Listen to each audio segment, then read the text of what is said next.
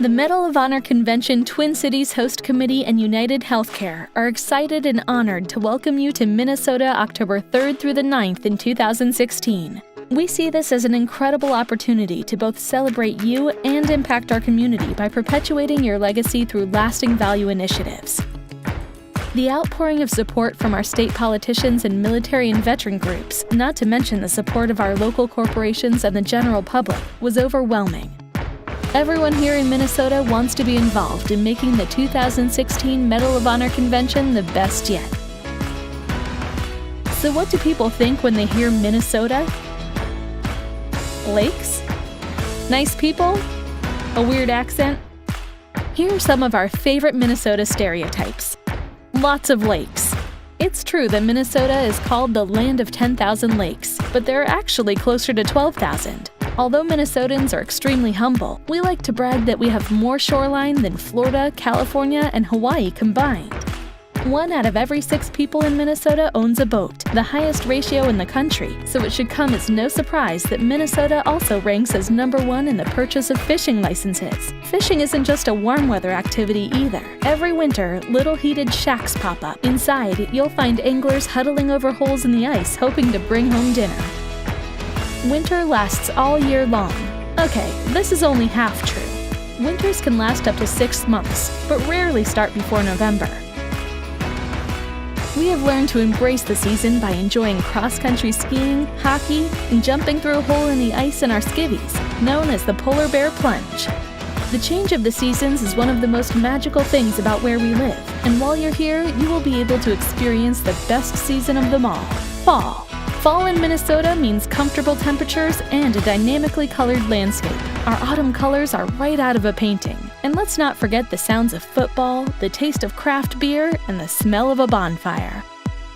Minnesotans are straight out of the movie Fargo. First of all, Fargo is not in Minnesota. It's in North Dakota. Second, okay, yes, we do talk like we're from Fargo, but only sometimes. Like when we say, "Yeah, sure, you betcha." Minnesota nice. Considering Minneapolis and St. Paul were ranked #1 and #4 friendliest cities in America by Men's Health, I think it's safe to say we're a pretty nice community. This is the type of place where shoveling our neighbors' driveways and delivering welcome to the neighborhood hot dishes are regular occurrences. We help each other out, whether it's welcomed or not. That's what you call Minnesota nice. So now you know how true the Minnesota stereotypes really are, but we have so much more to offer. Next year, you will have plenty of exciting opportunities to experience the best social and historical landmarks in the Twin Cities. In fact, one of our visits will be to the landmark. The Landmark Center, that is. The Landmark Center originally served as the post office for the Upper Midwest. Today, it is home to several cultural, musical, and theatrical organizations, and hosts countless special events, including Minnesota Governor Mark Dayton's inauguration. I almost forgot to mention, the Landmark Center post office was also a federal courthouse. The building was the site of many famous 1930s gangster trials. Speaking of gangsters, have you ever wanted to go back to the Roaring '20s? Rumor has it that many of the most notorious gangsters passed through the Wabasha street caves. You'll be thrown back to the Prohibition era with flappers and swing dancing. Other memorable activities will include visits to the new Vikings Stadium, host of the 2018 Super Bowl, historic Fort Snelling, which is one of the best places to see a Civil War reenactment in the country, Aria, a Minneapolis warehouse district icon, the Mill City Museum, the ruins of the once world's largest flour mill, and of course, the Minneapolis Convention Center.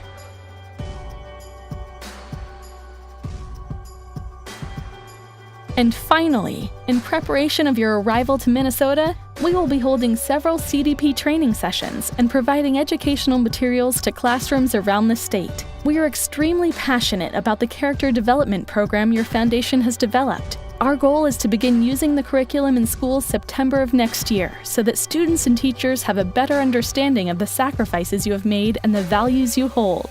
Medal of Honor recipients are perfect examples that heroism is not defined by race, economic status, education, or upbringing. What ultimately defines each and every one of us is our character, believing in ourselves and in others, even when faced with insurmountable odds. As Colonel Jack Jacobs says, extraordinary events motivate ordinary people to do extraordinary things.